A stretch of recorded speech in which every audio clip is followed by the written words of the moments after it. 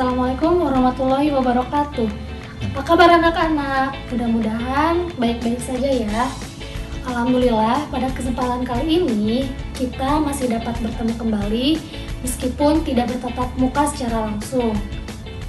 Dan ini merupakan suatu momen yang harus kita syukuri. Alhamdulillah, kita masih dipertemukan dalam keadaan sehat walafiat. Di pertemuan kali ini, Bunda akan menyampaikan tematik muatan IPA, materi tentang perkembangbiakan tumbuhan. Nah, di pertemuan sebelumnya, kita sudah mempelajari tentang perkembangbiakan tumbuhan, yaitu ada dua macam. Yang pertama, perkembangbiakan secara generatif, dan yang kedua, perkembangbiakan secara vegetatif. Anak-anak, di pertemuan sebelumnya kita sudah membahas tentang perkembangbiakan tumbuhan secara generatif. Masih ingat kan bahwa perkembangbiakan tumbuhan secara generatif merupakan perkembangbiakan yang melibatkan sel kelamin jantan dan sel kelamin betina dan pada akhirnya terjadi peleburan. Nah, artinya harus memiliki alat perkembangbiakan.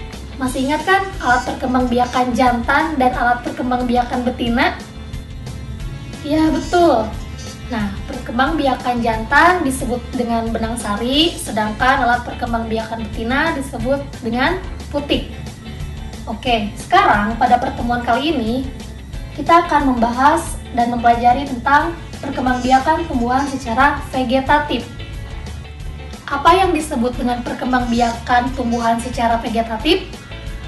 Perkembangbiakan tumbuhan secara vegetatif merupakan perkembangbiakan yang terjadi tanpa adanya proses peleburan antara sel jantan dan sel betina.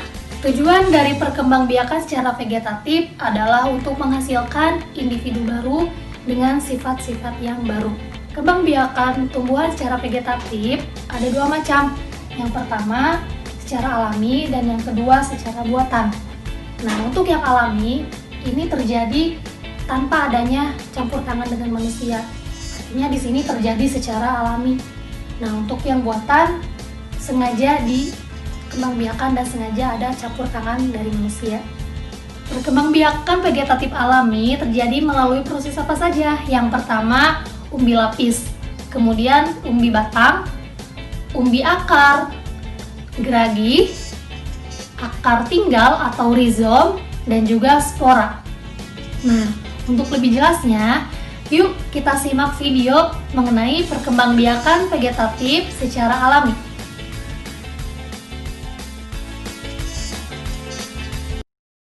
Vegetatif alami adalah proses penyerbukan tanpa dibantu dengan perantara manusia. Untuk perkembangbiakan vegetatif alami yaitu dengan cara spora, dialami oleh tumbuhan lumut dan paku. Tunas dialami oleh tumbuhan pisang, bambu, dan tebu. Tunas adventif dialami tumbuhan cocoro bebek, sukun, dan cemara. Umbi batang dialami oleh tumbuhan kentang dan ubi jalar. Umbi lapis dialami oleh tumbuhan bawang merah, bawang putih, dan bunga bakung. Akar tinggal dialami oleh tumbuhan jahe, kunyit, dan lengkuas. Geragi atau stolon dialami oleh tumbuhan semanggi, arbe, dan pegagan. Nah, anak-anak, setelah tadi kita menyimak video mengenai perkembangbiakan vegetatif secara alami, Bunda tekankan kembali di sini bahwa untuk perkembangbiakan vegetatif secara alami itu terjadi pada bagian tumbuhan itu sendiri, seperti pada bagian daunnya, pada bagian batangnya, dan juga pada bagian akarnya. Untuk selanjutnya, kita akan membahas tentang perkembangbiakan vegetatif secara buatan. Nah, apa saja sih yang termasuk ke dalam perkembangbiakan vegetatif secara buatan? Seperti yang pertama ada cangkok, kemudian ada setek, kemudian ada merunduk, dan juga ada okulasi atau menyambung. Nah, untuk lebih jelasnya, Yuk kita simak lagi video mengenai perkembangbiakan vegetatif secara buatan. Perkembangbiakan vegetatif buatan terjadi karena adanya bantuan dari manusia. Tujuan vegetatif buatan adalah untuk memperoleh tumbuhan yang bermutu tinggi, tumbuhan yang berbuah banyak, tahan penyakit, dan akar yang kuat. Contoh perkembangbiakan vegetatif buatan adalah mencangkok. Tumbuhan yang dapat dicangkok adalah tumbuhan yang batangnya berkayu atau berkambium seperti pohon mangga, rambutan, dan jambu air. Menyambung bertujuan untuk menggabungkan tanaman baik dan tanaman unggul. Okulasi atau menempel, menempelkan batang yang memiliki tunas pada pohon lain yang sejenis, seperti pohon singkong, belimbing, dan karet. Setek. Setek adalah memotong batang tanaman induk yang telah tua, seperti pohon tebu, kunyit, dan bunga mawar. Merunduk. Merunduk adalah menimbun bagian cabang yang tumbuh memanjang di permukaan tanah, seperti pohon apel, anggur, dan stroberi. Nah, itu tadi video tentang perkembangbiakan tumbuhan vegetatif secara alami dan buatan. Jadi ada perbedaannya kan antara vegetatif alami dan buatan. Jadi untuk perkembangbiakan tumbuhan secara vegetatif itu merupakan perkembangbiakan yang terjadi tanpa adanya peleburan antara dua sel kelamin antara jantan dan juga betina. Ya, tadi ada berbagai macamnya. Untuk yang alami ada apa saja dan yang buatan ada apa saja ya setelah tadi kalian menyimak video. Untuk yang generatif itu merupakan perkembangbiakan yang terjadi antara tumbuhan atau bunga ya yang mengalami peleburan atau mengalami yang namanya penyerbukan ya, peleburan antara sel jantan dan juga sel betina. Itu jadi perbedaan antara vegetatif dan juga generatif. Nah, setelah tadi kita sudah membahas tentang perkembangbiakan tumbuhan, kita kan sudah mengembangbiakan tumbuhan. Nah, berarti harus ada upaya pelestarian tumbuhan ya. Bagaimana sih cara untuk melestarikan tumbuhan? Caranya gampang sekali, yaitu dengan menanam tanaman ya, minimal di rumah kita memiliki tanaman. Kemudian tidak menebang pohon secara liar. Kemudian menanam kembali tanaman yang sudah gundul.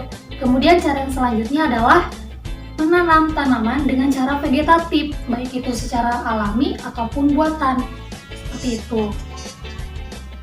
Kemudian cara untuk melestarikan tumbuhan selanjutnya adalah dengan cara pelestarian in situ dan juga ex situ. Apa sih pelestarian in situ dan ex situ? Nah, pelestarian in situ itu merupakan pelestarian yang dilakukan biasanya oleh pemerintah yang sesuai dengan habitat asli tumbuhan itu sendiri ya. Misalnya cagar alam ya, itu yang paling mudah. Kemudian pelestarian secara ex situ ya. Ex situ itu merupakan pelestarian yang dilaksanakan tapi tidak sesuai dengan habitat asli dari tumbuhan itu sendiri. Misalnya kebun raya. Nah, untuk langkah selanjutnya cara kita melestarikan tumbuhan yaitu dengan menanam tanaman dengan teknik kultur jaringan. Apa sih teknik kultur jaringan?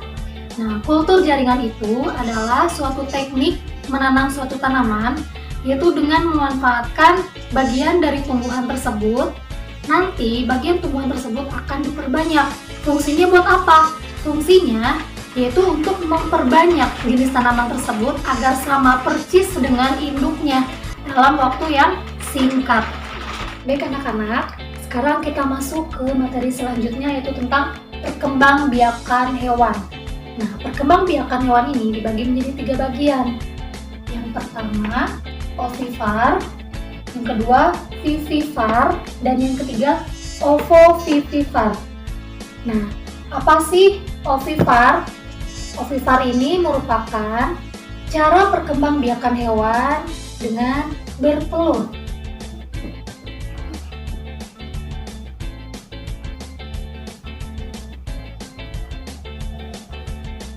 Kemudian yang kedua ada vivipar. Apa sih vivipar? Vivipar ini adalah cara perkembangbiakan hewan dengan melahirkan.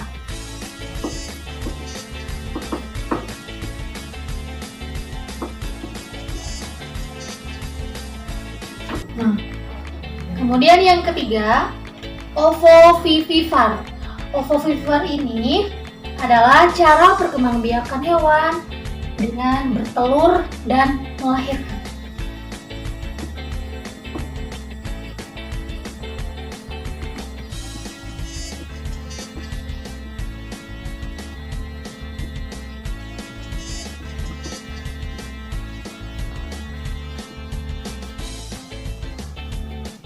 Anak-anak, sekarang kita bahas satu persatu ya. Yang pertama adalah cara perkembangbiakan hewan dengan ovipar atau bertelur, yaitu ciri-cirinya untuk hewan petelur ini dia tidak memiliki daun telinga ya.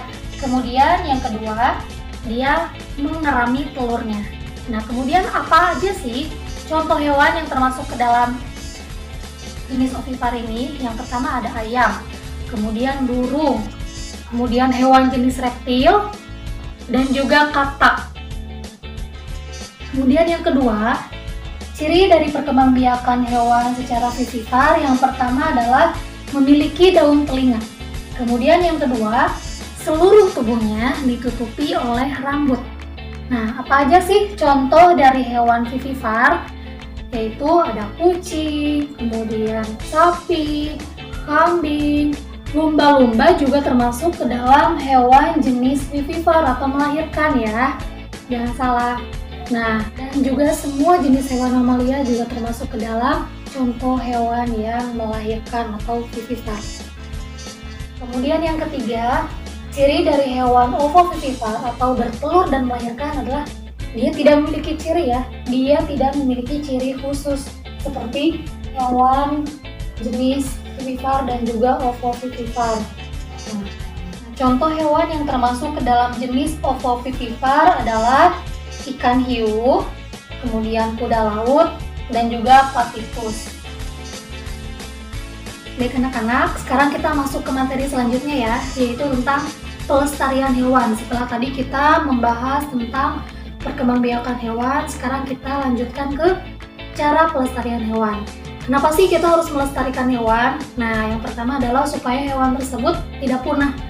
Kemudian, agar hewan tersebut bisa tetap kita manfaatkan sebagai konsumsi makanan ya. Karena sebagaimana yang telah kita ketahui, bahwa hewan juga termasuk ke dalam makanan pokok ya. Bukan makanan pokok sih, tapi makanan yang bisa kita manfaatkan ya, dagingnya, kulitnya juga masih kita manfaatkan. Kemudian juga sebagai bahan ajar ya, seperti itu. Jadi itu penting sekali mengapa kita harus melestarikan hewan.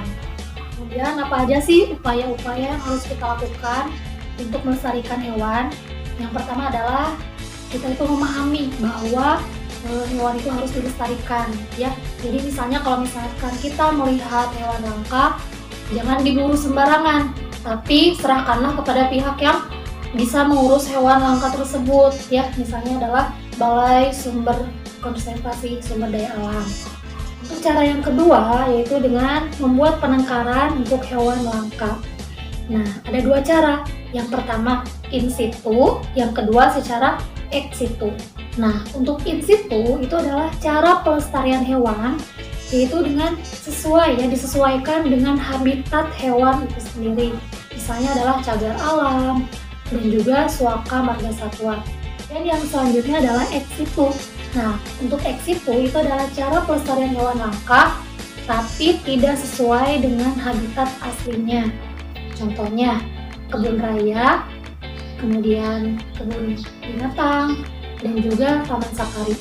Jadi untuk hewan komodo, kemudian harimau Sumatera, badak bercula satu, dan lain-lain itu merupakan hewan yang langka. Ya, jadi jangan dipelihara. Kalaupun kalian misalnya menemukan hewan-hewan tersebut di jalan, langkah baiknya kalian serahkan kepada pihak yang lebih bersangkutan, yang lebih berpengalaman dalam menangani hewan langka tersebut. Cara yang ketiga, upaya kita untuk melestarikan hewan adalah tidak melakukan perburuan liar, dan juga tidak menjual belikan hewan langka sesuai dengan yang tercantum di dalam undang-undang, yaitu Undang-Undang Republik Indonesia tahun 1990 nomor 5 pasal 19, yaitu larangan mengubah keutuhan pada suaka alam. Jadi untuk beberapa hewan langka yang ada di Indonesia itu tidak boleh dijual belikan ya. Nanti kalian bisa mendapatkan pasal atau mendapatkan sanksi dari yang telah kalian lakukan tersebut. Ya, hati-hati. Nah, itu tadi ya anak-anak materi yang dapat Bunda sampaikan mengenai perkembangbiakan tumbuhan dan juga perkembangbiakan pada hewan serta upaya pelestariannya. Nah, Bunda harapkan kalian di rumah nanti dapat tetap melestarikan tumbuhan dan juga melestarikan hewan yang ada di lingkungan sekitar. Ya, untuk tumbuhan kalian harus tetap merawatnya, dan juga untuk hewan jangan berburu hewan langka. Oke? Sekian dan terima kasih dari Bunda. Selamat menyimak dan salam lestari, salam konservasi, tetap semangat. Assalamualaikum warahmatullahi wabarakatuh.